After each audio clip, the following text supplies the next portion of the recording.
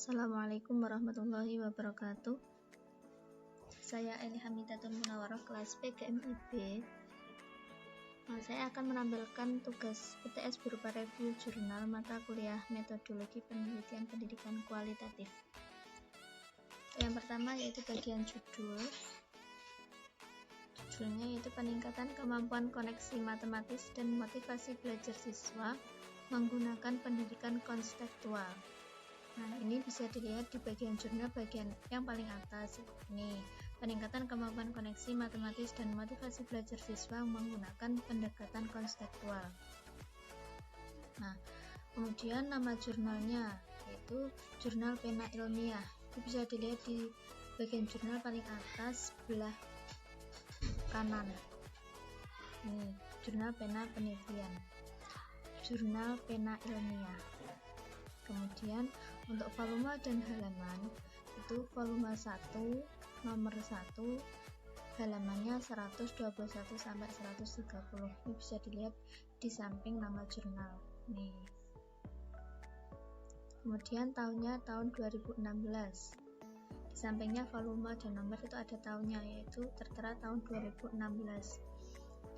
Kemudian untuk penulis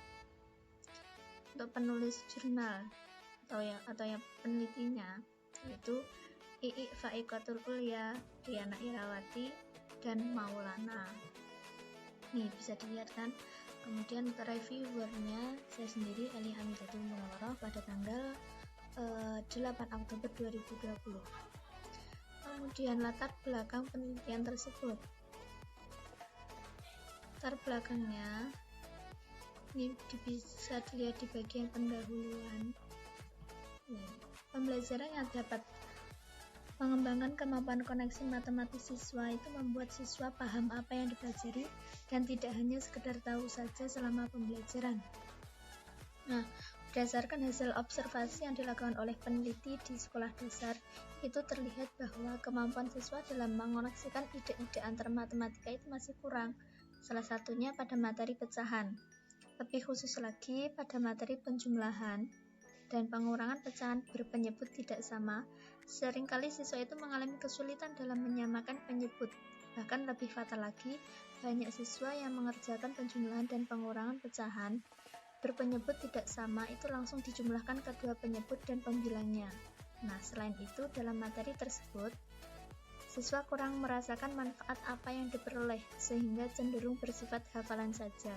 Hal ini berdampak pada sikap siswa yang cenderung lebih pasif, motivasi belajar siswa sangat rendah, dan juga tidak adanya rasa percaya diri. Itu latar belakangnya. Kemudian tujuan penelitian. Tujuan penelitian itu bisa dilihat di bagian abstraknya. Ini tujuan penelitian. Penelitian ini bertujuan untuk membuktikan pendekatan konseptual lebih baik daripada konvensional dalam meningkatkan kemampuan koneksi dan motivasi belajar siswa, serta bagaimana hubungan antara kemampuan koneksi matematis dan motivasi belajar siswa.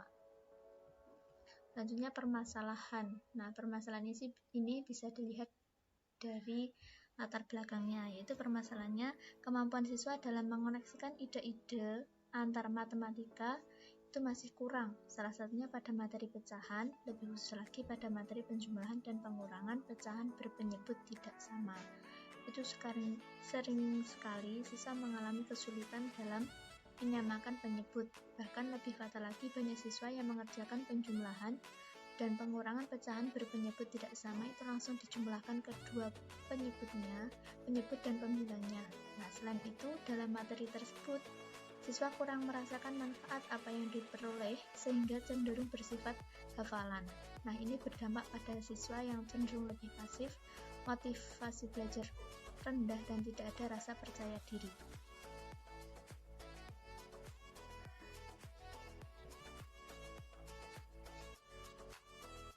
Selanjutnya, objek penelitiannya yaitu kemampuan koneksi matematis siswa dan motivasi belajar siswa pada materi pecahan yang mengikuti pembelajaran dengan menggunakan pendekatan kontekstual dan siswa yang mengikuti pembelajaran konvensional.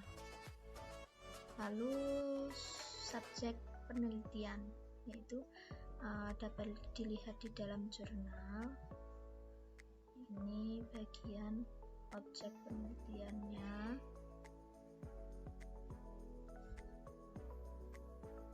Nih, subjek penelitiannya yaitu siswa kelas 4 SDN Corinda sebagai kelas eksperimen dan siswa kelas 4 SDN Nanggerang sebagai kelas kontrol. Bisa dilihat di sini. Kemudian metodologi penelitian yang digunakan yaitu metode yang digunakan eksperimen dengan desain kelompok kontrol pretest post-test. Ini dapat dilihat lebih jelasnya di bagian abstrak. Nah, ini metode yang digunakan yaitu eksperimen dengan desain kelompok kontrol pretest post-test. Nah, selanjutnya hasil penelitian. Nah, hasil penelitian itu menunjukkan bahwa pembelajaran dengan pendekatan konseptual itu lebih baik secara signifikan daripada pembelajaran konvensional dalam meningkatkan kemampuan koneksi matematis siswa. Berdasarkan uji beda rata-rata, diperoleh peningkatan motivasi belajar siswa yang memperoleh pembelajaran dengan menggunakan pendekatan konseptual itu lebih baik daripada siswa yang memperoleh pembelajaran dengan menggunakan pendekatan konvensional secara signifikan. Kemampuan koneksi matematis dan motivasi belajar siswa memiliki hubungan yang positif dengan keeratan hubungan tergolong kuat, baik di kelas eksperimen maupun kontrol. Dengan demikian, dapat disimpulkan bahwa ketika kemampuan koneksi matematis tinggi, maka motivasi belajar siswa pun juga tinggi. Dapat dilihat di perhatian panggilan Mbak Arinda Restiana dan Mbak Umi Salamah mendapatkan titipan di penjagaan. Mbak Arinda Restiana dan Mbak Umi Salamah mendapatkan titipan di penjagaan. Dapat dilihat di jurnal. Nah, bagian pembahasan. Nih, hasil dan pembahasan di sini. Pendekatan konseptual lebih baik secara signifikan dalam meningkatkan kemampuan koneksi matematis daripada yang konvensional. Kemudian